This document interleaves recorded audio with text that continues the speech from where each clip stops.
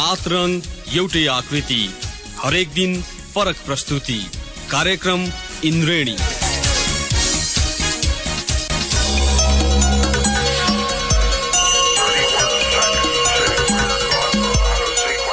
नमस्कार श्रोता, रेडियो कान्तिपुरको नियमित प्रस्तुति इन्द्रेणीमा यहाँलाई स्वागत छ। आज बिहिबार हामी आर्थिक गतिविधि समेटिएको इन्द्रेणी लिएर उपस्थित भएका छौं। सदा चाहिँ आज पनि कार्यक्रममा हामी यो साताभरका प्रमुख आर्थिक समाचार, कृषि सम्बन्धी केही समाचार तथा समसामयिक विषयमा एउटा अन्तर्वार्ता प्रस्तुत गर्नेछौं। कार्यक्रम सुरु गरौं साताभरका प्रमुख आर्थिक समाचारबाट। समस्याग्रस्त ठानिएका केही आयोजनाको निर्माण पूरा भएपछि भविष्यमा ठूला आयोजना निर्माण सहज हुने देखिएको छ। पछिल्लो साता मात्रै नेपाल विद्युत प्राधिकरणले समस्याग्रस्त ठानेका 2 महत्वपूर्ण विद्युत उत्पादन र प्रसारण लाइन आयोजनाको निर्माण पूरा भएको छ। भविष्यमा काममा ढिलाइ हुने समस्या नदोहोर्याउन ठेक्का सम्झौतामा सुधार गर्नुपर्ने पूर्व ऊर्जा सचिव अनुप कुमार उपाध्यायको सुझाव छ। ठेक्का सम्झौता गर्दा व्यवहारिक पक्षलाई ध्यान दिएर प्रावधानहरू राखिनुपर्ने र सरकारी पक्षबाट निर्णय प्रक्रियालाई पनि छिटो बनाउनु पर्ने उनले टिप्पणी गरे। एउटा आयोजनाको निर्माणको लागि धेरै निकायबाट निर्णय हुनुपर्ने उपाध्यायको भनाइ छ। कर्मचारीले पनि सकेसम्म एकल निर्णय लिन खोज्दैनन् र सामूहिक निर्णय गर्न खोज्दा यसले गर्दा निर्णयमा ढिलाइ हुन्छ। पूर्वका जिल्लामा उत्पादित विद्युतलाई राष्ट्रिय प्रणालीमा जोड्न महत्वपूर्ण मानिएको काबेली करिडोर आयोजनाको निर्माण पूरा भएको छ। यो आयोजना करिब 11 वर्षमा पूरा भएको हो। आयोजना 5 वर्षमा निर्माण पूरा गर्ने लक्ष्य थियो। आयोजनाले तत्काल 120 मेगावाट र केही महिनामै 200 मेगावाट विद्युत राष्ट्रिय प्रणालीमा जोड्नेछ। परीक्षण सकिएपछि आयोजनाले त्यस क्षेत्रका प्रवर्तक विद्युत उत्पादन गर्न सकिने भन्दै पत्र पठाएको छ। प्रसारण लाइनका लागि 261 वटा टावर निर्माण गरिएको छ। झापाको लखनपुरबाट सुरु भएको कुल 91 किलोमिटरको प्रसारण लाइन इलाम, पाँचथर, तेह्रथुम हुँदै पाँचथरकै अमरपुरसम्म पुगेको छ। गुणस्तर तथा नापतोल विभागले कम गुणस्तरको सिमेन्ट उत्पादन गर्ने 4 सिमेन्ट उद्योगलाई कारबाही गरेको छ। विभागले Nepal UltraTech cement, Chitwan cement, Ambuja cement र जानकी सिमेन्टलाई कारबाही गरेको हो। विभागका महानिर्देशक विश्वबाबु पुडासनीले भन्नुभयो, ती उद्योगले उत्पादन गरेका ओपीसी र पीपीसी सिमेन्टमा आईआर र एमजीओ को मात्रा उच्च पाइयो, जसले गर्दा कारबाहीको प्रक्रिया बढाएका छौं। विभागले असार 25 गते सिमेन्ट उद्योगको नमुना संकलन गरेको थियो, जसमध्ये नेपाल अल्ट्राटेकको ओपीसी उत्पादन आईआर नेपाल गुणस्तर अनुसार थिएन। सो सिमेन्टलाई बिक्री वितरणमा गरी स्पष्टीकरण समेत माग गरिएको उहाँले बताउनुभयो। चितवन सिमेन्टको पीपीसी उत्पादनमा पनि आईआर को समस्या रहेको इजाजत पत्र रद्द गरिएको छ। अम्बुजा सिमेन्टको पनि इजाजत पत्र स्थगन गरिएको छ। सो उद्योगले उत्पादन गर्ने ओपीसी सिमेन्टमा एमजीओ को प्रतिशत उच्च फेला परेको थियो। महानिर्देशक पुडासनीले भन्नुभयो, ओपीसीमा एमजीओ को अधिकतम मात्र 6% मात्रै हो। नमुना परीक्षण गर्दा 7.3% फेला पर्यो, जसले गर्दा इजाजत पत्र स्थगन गरेका छौं। सुनसरीमा रहेको जानकी सिमेन्ट इन्डस्ट्रिज प्रणालीको ओपीसी उत्पादनमा पनि बिक्री रोक लगाइएको छ। कर्जा र निक्षेप बीच ब्याज अन्तर स्प्रेडको नयाँ सूत्र कार्यान्वयनमा वाणिज्य बैंकले आपत्ति जनाएका छन्। ऋणको ब्याज दर घटाउन भन्दै राष्ट्र बैंकले स्प्रेड गणना विधि परिमार्जन गरेको थियो। नयाँ गणना विधि लागू भए बैंकहरूको नाफा करिब 25% खुम्चिने भन्दै बैंकहरूको छाता संगठन नेपाल बैंकर्स संघले आपत्ति जनाएको हो। हिजो बसेको संघ बैठकले सो विषयमा ध्यानाकर्षण भएको जनाउने निर्णय गरेको छ। राष्ट्र बैंकले मौद्रिक नीतिमा घोषणा भएका विषय कार्यान्वयनका लागि सोमबार परिपत्र जारी गरेको थियो। सोही परिपत्र मार्फत स्प्रेडको गणना विधि परिमार्जन, अन्तर्बैंक कारोबारलाई सीसीडीमा गणना गर्न नपाइने, बैंकले बैंक इन्स्योरेन्स गर्न नपाउने लगायतका व्यवस्था गरेको छ। यी व्यवस्थाले ऋणको ब्याज दर सस्तिने राष्ट्र बैंकले दावी गरेको छ। उल्लेखित व्यवस्थाले बैंकिङ क्षेत्रमा मात्र नभएर समग्र अर्थतन्त्रमा नै दीर्घकालीन रूपमा नकारात्मक प्रभाव पार्ने भएकाले ध्यानाकर्षण भएको संघले जनाएको छ।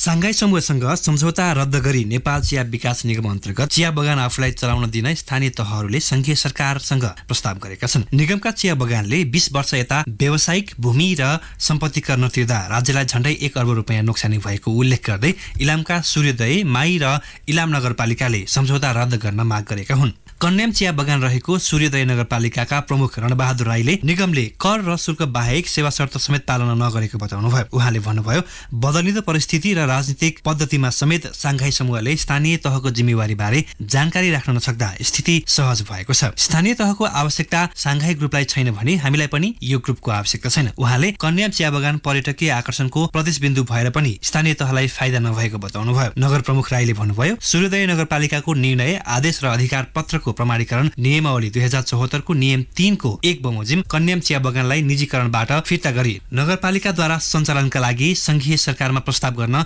नगरसभाबाट गत असार 10 मा विशेष प्रस्ताव पारित गरेका छौं। कन्याम निगमले एक बुटो पनि चिया काट्न नदिएको विषय स्थानीय सरकार सञ्चालन ऐन अनुसार अनर्थकारी भइसकेको भन्दै उहाँले व्यापारी समुदायको स्वार्थ नबुझी निजीकरण गर्दा राज्यको करोडौं रुपियाँ गुमिरहेको बताउनुभयो। निगमका प्रबन्धक सुभाष साङ्गाईले भने प्रत्येक प्रकारका कर तिरिरहेको दावी गर्दै आउनु भएको छ।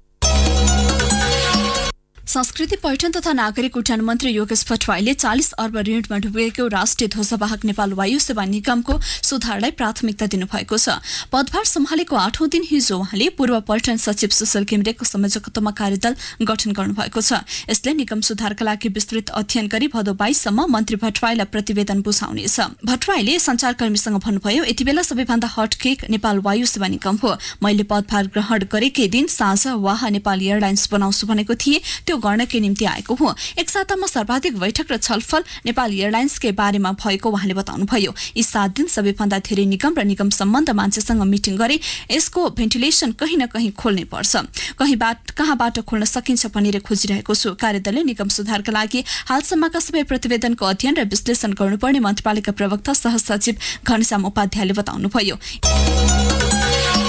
बैंक तथा वित्तीय संस्थाले अन्तर्बैंक कारोबारलाई कर्जा निक्षेप तथा पुँजीको अनुपातमा गणना गर्न नपाउने भएका छन्। राष्ट्र बैंकले मौद्रिक नीति निर्देशन जारी गर्दै सो व्यवस्था गरेको हो। यसअघि लगानी योग्य रकम अभाव भएको भन्दै राष्ट्र बैंकले बैंक तथा वित्तीय संस्थालाई अन्तर्बैंक कारोबार पनि सीडीसीमा गणना गर्न पाउने सुविधा दिएको थियो। बैंक तथा वित्तीय संस्थालाई दिएको यो सुविधाबारे अन्तर्राष्ट्रिय मुद्रा कोष IMF लगायत दात्री निकायले आपत्ति जनाउँदै आएका थिए। सरकारलाई 10 करोड रुपैयाँ नतिरेको नेपाल सैटेलाइट टेलिकम प्रणालीले पैसा तिर्न नयाँ शर्त तेर्स्याएको छ। तोकिएको म्यादभित्र बक्यौता नतिरेपछि नेपाल दूरसञ्चार प्राधिकरणले सोधेको स्पष्टीकरणको जवाफमा कम्पनीले काठमाडौँमा सेवा सञ्चालनका लागि अनुमति दिए 7 करोड बक्यौता तत्काल तिर्ने शर्त राखेको छ। प्राधिकरणले 10 दिने म्याद दिएर स्पष्टीकरण सोधेपछि अन्तरिम आदेश माग गर्दै अदालत पुगेको नेपाल सैटेलाइटले प्राधिकरणलाई पत्र लेख्दै काठमाडौँमा सेवा सञ्चालनका लागि अनुमति दिनुपर्ने माग गरेको छ। कम्पनीले प्राधिकरणलाई पठाएको पत्रमा काठमाडौँ उपत्यकामा सेवा सञ्चालन गर्ने अनुमति दिए 7 दिनभित्र 7 करोड रुपैयाँ तिर्ने प्रतिबद्धता जनाएको प्राधिकरण स्रोतले जनाएको छ। वाणिज्य बैंकका सहायक कम्पनीलाई ब्रोकर लाइसेन्स दिन नेपाल स्टक एक्सचेन्ज नेप्सीले सूचना जारी गरेको छ। पहिलो पटक 15 दिनको समय अवधि सहित नेप्सीले गत शुक्रबार सूचना जारी गरेको छ। वाणिज्य बैंकका सहायक कम्पनीलाई धितोपत्र सदस्य दलाल व्यवसाय अनुमति पत्रका लागि सिफारिस कार्यविधि 2076 जारी गर्दै नेप्सीले सूचना जारी गरेको हो। सञ्चालनमा रहेका धितोपत्र ब्रोकरले बैंकको सहायक कम्पनीलाई शेयर कारोबार गर्न दिन नहुने भनेर विरोध गरिरहेका बेला नेप्सीले नयाँ लाइसेन्सका लागि आवेदन आह्वान गरेको हो। कार्यविधि अनुसार शेयर कारोबार सञ्चालनका लागि स्थापित बैंकको सहायक कम्पनीमा वाणिज्य बैंकको 100% लगानी भएको र न्यूनतम चुक्ता पुँजी 2 करोड रुपैयाँ हुनुपर्नेछ। हाल 50 वटा ब्रोकर कम्पनी सञ्चालनमा छन्।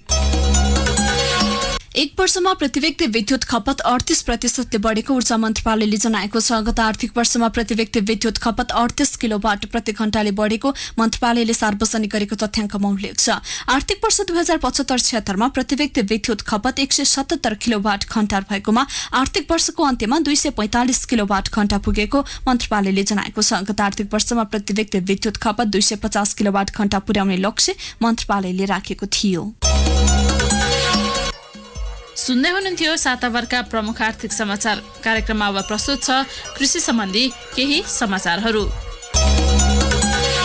स्याउ खेती प्राय हिमाली भेगमा गरिन्छ। पछिल्ला दिनमा भने हिमाल नजिक र पहाडी भेगका बस्तीमा पनि यसले सफलता पाएको छ। पाल्पाको रैनादेवी छहराका विभिन्न स्थानका किसानले आफैले गरेको परीक्षणमा स्याउले राम्रो दाना लगाएको छ। छहरा, मुजुङ, बराङदी, पालुङ, मैदानी लगायतका चिसो ठाउँमा स्याउ फलेको छ। विभिन्न स्थानमा परीक्षणका लागि लगाएका स्याउमा राम्रो फल लागेको छ। बोट हुर्किएका छन्। किसानका अनुसार यसलाई सफल परीक्षण मान्न सकिन्छ। रैनादेवी 4 छहराका लक्ष्मण रायमाझीको घरमा स्याउका बोटमा 300 भन्दा बढी दाना फलेका छन्। कृषि विज्ञका अनुसार स्याउ मध्यम चिसो र हिमाली भेगमा फल्छ। मध्यम चिसोको लागि आवश्यक पर्ने क्रिस्पिन, रेड जुन, कक्स, अरेन्ज, पिपिन लगायतका छन्। जुन स्याउ 1500 देखि 2000 मिटरसम्मको उचाइमा उपयुक्त हुन्छ। कम चिसो आवश्यक पर्ने जातका अन्ना, भोरिङ, ट्रपिकल, ब्युटी लगायतका 1200 देखि 1500 सम्मको उचाइमा फल्ने गरेको छ। मुख्य बजारहरूमा जिरी आलुको ब्रान्ड देखिन थालेको छ। दोलखामा जिरी नगरपालिकाको सहकार्यमा कृषक समूहहरूले आलुको बजारीकरण गरिरहेका छन्। उच्च पहाडमा अवस्थित जिरीको खावा डाँडा अर्ग्यानिक आलुको पकेट क्षेत्र मानिन्छ। त्यहाँबाट हरेक वर्ष बोरामा कोचेर ट्रकका ट्रक आलु जिल्ला बाहिर जान्थ्यो। यस वर्ष भने आलुको गुणस्तर छुट्याएर ब्रान्ड सहित पारदर्शी पोकामा बन्द भएर राजधानीका ठूला स्टोरहरूमा पुगेको छ। उच्च क्षेत्रमा फल्ने आलु मिठो हुनाले राजधानीमा जिरी आलुको बजार राम्रो छ। मुडेको आलु सैलुङ, खरीढुङ्गा र जिरीबाट जिल्ला बाहिरिने गर्छ। यस वर्षबाट ब्रान्ड सहित बिक्रीका लागि प्रमाणीकरण गरेर बजारमा लाने नीति बनाइएको जिरी नगरपालिकाका मेयर टंक जिरेलले बताउनुभयो। जिरीको 2500 मिटर उचाइमाथिको उत्पादित आलुलाई ब्रान्ड गरिएको उहाँको भनाइ छ। कृषकले उत्पादन गरेको आलुलाई जनचेतना अर्ग्यानिक कृषि समूहले संकलन गर्छ। राम्रा आलु छानेर ब्रान्ड अंकित बोरामा प्याक हुन्छ। उक्त ब्रान्डलाई गुणस्तरदेखि बजारीकरण गर्ने कार्यमा एनसावले सघाइरहेको छ। एनसावका कार्यक्रम अधिकृत चण्डिका अम्गाईका अनुसार कृषकबाट उत्पादित आलु उत्पादन, प्रशोधन, ब्रान्डिङ, लेबलिङ र बजारीकरणमा एनसावले सघाइरहेको छ। नगरपालिकाको तथ्याङ्कमा यस वर्ष 3258 टन आलु नगरबाट बाहिरिएको छ।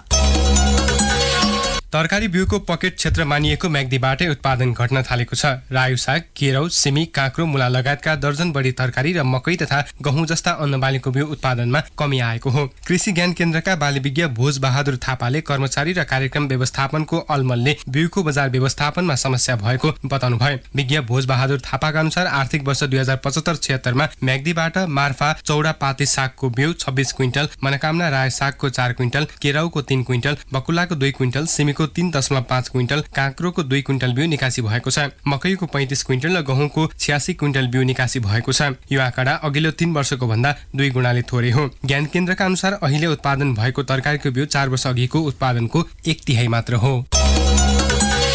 कैलाली र कञ्चनपुरमा यस वर्ष 200 हेक्टरमा केरा खेती विस्तार भएको छ। पकेट क्षेत्र मानिने कैलालीको टिकापुर, लम्की, लालपुर र कञ्चनपुरका कृष्णपुर, बेलौरी, बेतकोट, भीमदत्त नगरपालिकाको उत्तरी क्षेत्रमा खेती विस्तार भएको हो। कृषि ज्ञान केन्द्र कैलाली कञ्चनपुरका अनुसार कैलालीमा करिब 150 र कञ्चनपुरमा 50 हेक्टरमा केरा खेती विस्तार भएको छ। परम्परागत धान गहुँका खेतीका तुलनामा बढी आमदानी र बजारको पर्याप्त सम्भावना भएकाले कृषकहरू यसतर्फ आकर्षित भएका छन्। कैलाली र कञ्चनपुरमा यस वर्ष 200 हेक्टरमा केरा खेती थपिएर समग्र कैलाली र कञ्चनपुरमा केरा खेतीको क्षेत्रफल 1500 हेक्टर नागेको कृषि ज्ञान केन्द्रका अधिकृत रामचन्द्र भट्टले बताउनुभयो। भट्टका अनुसार यस वर्ष विस्तार भएको क्षेत्रफल सहित कैलालीमा 1000 र कञ्चनपुरमा 600 हेक्टर हाराहारीमा केरा खेती हुने गरेको छ। यस वर्ष थपिएको केरा खेतीका पूर्ण तथ्याङ्क आइ नसकेकोले क्षेत्रफल अझै बढ्न सक्ने उहाँले बताउनुभयो।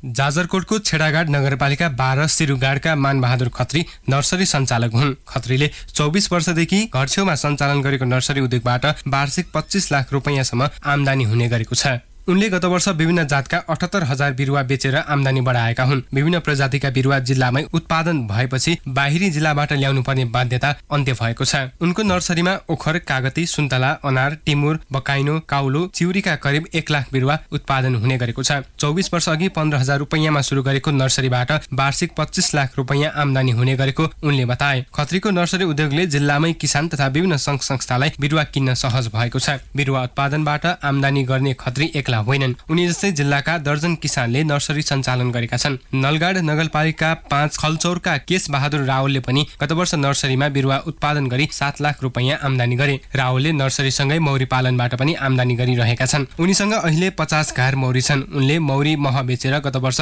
5 लाख रुपैयाँ आमदानी गरेका छन्। डिभिजन वन कार्यालयका रेन्जर पूर्ण बहादुर चन्दले स्थानीयले टिमुर, कागती, सुन्तला, ओखर, अलैँची लगायतका बिरुवाको नर्सरी स्थापना गरी आमदानी बढाएको बताउनुभयो। उहाँका अनुसार गाउँ-गाउँमा अहिले किवी, अलैँची, सुन्तला, कागती लगायतका फलफूलको व्यवसाय खेती बढेको छ। कुसे, बारेकोट, नलगाड, छेडागाड, भेरी लगायतका स्थानीय तहका विभिन्न स्थानमा व्यावसायिक फलफूल खेतीको लहर चलेको हो। साताभरका प्रमुख आर्थिक समाचार तथा कृषि सम्बन्धी समाचारहरू यहाँहरूले सुनिहाल्नुभयो। कार्यक्रममा अब भने पालो भएको छ ब्रेकपछि हामी दैनिक जसो बढ्दै गएर नयाँ उचाइमा पुगेको सुनको मूल्य र नेपाली बजार सम्बन्धमा सुनचाँदी व्यवसायी महासंघका पूर्व अध्यक्ष तेजरत्न साक्यसँग गरिएको कुराकानी लिएर उपस्थित हुनेछौँ। ब्रेकपछि यहाँलाई पुनः स्वागत छ। यहाँहरू सुन्दै हुनुहुन्छ कार्यक्रम इन्द्रेडी अन्तर्गत आज बिहिबार हामी आर्थिक गतिविधि प्रस्तुत गरिरहेका छौँ। सदाझै आज पनि कार्यक्रममा हामी ब्रेक अगाडिको पहिलो खण्डमा साताभरका प्रमुख आर्थिक समाचार तथा कृषि सम्बन्धी केही समाचार प्रस्तुत गर्यौं। कार्यक्रममा अब भने पालो भएको छ एउटा अन्तर्वार्ताको। पछिल्लो समय सुनको मूल्य अस्वाभाविक रूपमा बढेपछि कारोबार प्राय ठप्प भएको छ। गत बिहिबार प्रतितोला 65,000 रुपियाँमा कारोबार भएको सुन एक साताको अवधिमा नयाँ कीर्तिमान छुँदै आज 70,000 रुपियाँमा कारोबार भएको छ। अन्तर्राष्ट्रिय बजारमा प्रति औँस 11 अमेरिकी डलर बढेका कारण नेपाली बजारमा सुनको मूल्य 70,000 रुपियाँ पुगेको सुनचाँदी व्यवसायी महासंघले जनाएको छ। मंगलबार प्रतितोला 68,000 रुपियाँमा कारोबार भएको सुनको मूल्य हिजो एकै दिन 1,500 रुपियाँ बढेको थियो। आज पनि सुनको मूल्यमा प्रतितोला 500 रुपियाँ वृद्धि भएको छ। मंगलबार अन्तर्राष्ट्रिय बजारमा प्रति औँस 1459 अमेरिकी डलरमा कारोबार भएको थियो। हिजो बढेर प्रति औँस 1486 अमेरिकी डलर पुगेको थियो। आज त्यो बढेर 1497 डलर पुगेको छ। व्यवसायीका अनुसार न्युयोर्क बजारले 2019 को अन्त्यसम्म सुन प्रति औँस 1500 डलर पुग्ने प्रक्षेपण गरेको छ। तर यही क्रम वृद्धि भए 1-2 दिनमै सो मूल्य भेट्ने व्यवसायीको भनाइ छ। यसैबीच हामीले सुनको मूल्य अस्वाभाविक रूपमा बढ्नुको कारण के हो भनी सुनचाँदी व्यवसायी महासंघका पूर्व अध्यक्ष तेजरत्न साक्यलाई सोधेका छौं। मुख्य प्रमुख कारण भनेको अमेरिका चीन बीचको व्यापार युद्ध नै हो। व्यापार युद्धकै कारणले गर्दाखेरि अन्तर्राष्ट्रिय बजारमा आर्थिक क्षेत्रमा प्रभावित भएको देखिया छ। त्यसले गर्दाखेरि लगानीकर्ताहरू जम्मै मान्छेहरूले सुरक्षित लगानीको निमित्त सुनमा गएको कारणले गर्दाखेरि सुनको भाव बढेकै छ अहिले। एउटा कारण यो भयो। दोस्रो कारण भनेको यसपालि यो फेडरल रिजर्भ ब्याङ्कले चाहिँ नि ब्याज दरमा 0.25% बढाएको कारणले पनि सुनको भाव बढ्न गएको छ। किनभने फेडरल रिजर्भ ब्याङ्कले गत चाहिँ नि 2018 देखि नै ब्याज दर बढाउने कुरा भइरहेको थियो। यसपालि आएर 31 जुलाईको दिनमा ब्याज दर बढाइदिएको कारणले गर्दाखेरि पनि सुनकोतिर मान्छेहरू बढी आकर्षित भएर सुनको भाव बढेको पाइयो। सर, जस्तै अब यो सुनको भाव बढ्ने क्रम चाहिँ निरन्तर अब अगाडि पनि यस्तै हुन्छ कि अब यो यहीँसम्म मात्र हो? अब अहिले अन्तर्राष्ट्रिय बजारको अनुमान के भइरहेछ भनेदेखि अहिले 1,500 डलरसम्म हुन सक्ने अनुमान थियो। सुरुमा यो 2019 को सुरुमा यो 2019 को एन्डसम्ममा डिसेम्बरसम्ममा 1,400 डलर क्रस हुन्छ भनेर भनेको थियो। तर अहिले जुनमा आउँदाखेरि 1,400 क्रस भयो र अहिले आएर जुलाई भइसकेपछि मान्छेहरूको अनुमान चाहिँ 1,500 डलरसम्म पुग्न सक्छ। यो पनि जुलाई यो 2019 को एन्डसम्म भनिरहेको थियो। तर अहिले नै 1,500 डलर पुग्ने अवस्था आइसकेको छ। त्यसकारण अब 1,500 पुग्नु भनेको त आज भोलि पर्सि नै पुग्ला जस्तो भइसकेको छ। र अर्को के कुरा छ भने अहिले चीन र अमेरिका बीचको जुन व्यापार युद्ध हो, त्यो व्यापार युद्धमा कुनै किसिमको समाधान हुने बाटो चाहिँ देखिया छैन कि त्यो नदेखेको कारणले गर्दाखेरि भाव अझै बढ्ने हो कि भन्ने अनुमान चाहिँ आइरहेको छ। जस्तै यो सुनको भाव यसरी बढ्दा नेपाली बजारमा चाहिँ सुनको कारोबारमा चाहिँ के कस्तो प्रभाव परेको छ? यो भाव बढेपछि सुनको कारोबार प्राय जस्तो शून्य नै भइसकेको छ अहिले। किनभने अस्ति चाहिँ नि अब हुन त यो असार 15 देखि यो कारोबारमा कमी आइरहेको हो। असारमा लगाउनु भए पनि धेरै कमी थियो। भाव बढेकै भएर अब नेपालीहरूको क्रय शक्तिमा त्यति वृद्धि भएको छैन। फेरि यता बाढी पीडित पहिरो लगायतका कुराहरूले पनि मान्छेलाई आक्रान्त पारेको छ भने सुनमा त अब अरू सबै खर्च गरिसकेपछि बजेट आउनुपर्ने। त्यस कारणले गर्दाखेरि अहिलेको जुन भाव वृद्धि भयो हामीले सोच्न नसकिने खालको भाव वृद्धि भएको हुनाले यसले भाव वृद्धिले बजारको भाव अस्ति जस्तो दुईटा दिन अगाडिसम्मको हिसाबमा 25% मात्र कारोबार भएको देखिया छ भने अहिले त प्राय शून्य नै भएको छ। जस्तै सर, अब यो सुनको भाव बढ्ने क्रम चाहिँ अब आगामी दिनमा के कस्तो रहला? अब यसको लागि यसै भन्न त गाह्रो पर्छ होइन। 1,500 उनीहरूको अनुमान भएको 1,500 पुग्नलाई धेरै लागेन। अर्को एउटा यहाँ खतराको के चिन्ह आएर भने भारतमा हाम्रो छिमेकी देश भारतमा जम्मू काश्मीर जुन किसिमको विवाद उत्पन्न भएको छ त्यसले भारतको आइसी कमजोर हुन गयो डलरको तुलनामा। त्यो कमजोर हुन गएको कारणले गर्दाखेरि पनि अब भारत र आइसी र नेपालको करेन्सी फिक्स रेट भएको कारणले उनीहरूको डिभ्यालुएसन भयो, हाम्रो करेन्सी पनि डिभ्यालुएसन भयो। त्यसले गर्दाखेरि हिजो अस्ति 110 रुपियाँ प्रति डलर पुगेको चिज आज आएर 113 रुपियाँ 75 पैसा भयो भने डलर महँगो भएर सुनको भाव बढ्न गएको छ। त्यो कारणले गर्दा यदि अमेरिकामा यो चाहिने सितको सम्बन्धमा केही सुधार आएन र यो भारतमा पनि यस्तै तनाव वृद्धि भइराख्यो भनेदेखि सुनको भाव अझै बढ्न सक्ने सङ्केत चाहिँ देखिदिएको छ। पहिलेको तुलनामा अहिले कारोबार पनि कम भयो भन्नुभएको छ। हजुर हो, एकदमै कम। अहिले त प्राय शून्य जस्तै भयो, 2-3 दिन त अब शून्य जस्तै भएको छ अहिले। यो पहिले चाहिँ अब दैनिक रूपमा चाहिँ सुनको कति कारोबार हुन्थ्यो नेपालमा, आयात के कस्तो थियो सर अवस्था? अहिले हाम्रो सामान्यतया एभरेजली दैनिक चाहिँ त्यस्तै 30-35 किलोको कारोबार हुन्थ्यो। त्यसमा अफ सिजनमा 20-25मा झर्छ, त्यति नै मात्र हुनुपर्ने। अहिले त वास्तविकमा साउनको सुरुमा त अफ सिजन हुन्छ र अब हाम्रो तीजको चाडबाड भने आउन लागिसकेको छ, त्यसले गर्दाखेरि पिकअप लिनुपर्ने त्यो पनि लिएको छैन। र अहिले चाहिँ नि अब सरकारले 20 किलोको दैनिक 20 किलोको प्रावधान बनाएको छ। अहिले त के छ भने यो सरकारी कोटाको बिक्री हुने त कता कता यता यो भाउ बढेको कारणले गर्दाखेरि गरगहनाहरू वापस फिर्ता आउने चाहिँ क्रम बढेको हुनाले पनि मान्छेहरू सबै ठाउँमा आपूर्तिको लागि समस्या भएन कि मान्छेले किन्नै नसक्ने अवस्था आइरहेछ। त्यसले गर्दाखेरि पनि डिमान्ड निकै घटेर बजार चाहिँ शून्य प्राय जस्तो चाहिँ हुन गएको छ। सुन्दै हुनुहुन्थ्यो सुनचाँदी व्यवसायी महासङ्घका पूर्व अध्यक्ष तेजरत्न साक्यसँग गरिएको यो कुराकानी। हवस् त श्रोता, यिनै प्रसङ्गसहित आर्थिक गतिविधि समेटिएको इन्द्रेडी आजलाई यति नै। फरक विषयवस्तुसहितको इन्द्रेडी लिएर भोलि पुनः उपस्थित हुने नै छौँ। तबसम्म न्युज डेस्कका सम्पूर्ण सहकर्मी सहित अनिल र म प्रतीक्षा बिदा हुन्छौँ। नमस्कार, शुभरात्रि। सूचना र मनोरञ्जनको सम्वाहक रेडियो राष्ट्रको रेडियो कान्तिपुर।